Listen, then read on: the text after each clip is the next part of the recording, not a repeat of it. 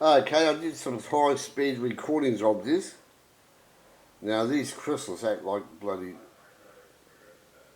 arcs or things like that. What's this here? I'm going to put this high voltage wire here.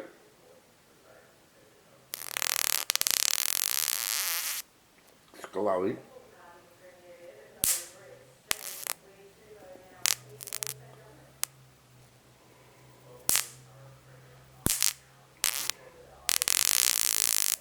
Look at that.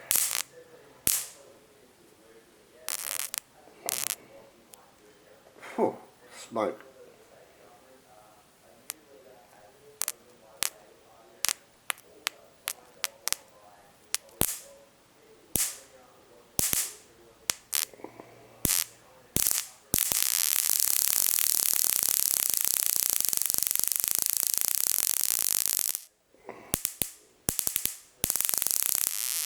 Now the first time I zapped with high voltage, the crystal bloody, it took about 2 zaps and it flew apart.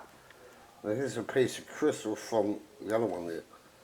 Now let's try that little bit there on top of that there, that little stone there. And I'll put the high voltage circuit on and I'll push that over there.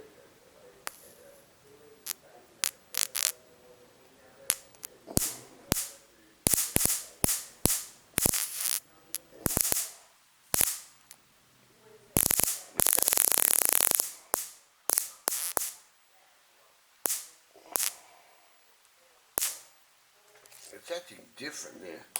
Now I've got my modified crystals mixed in with all these crystals here. So I don't know which one's a modified crystal, but when I first had to find a high voltage, it took about 2 zaps before it flew apart. Part of it flew down the end against Wally and some of the other part bounced on me.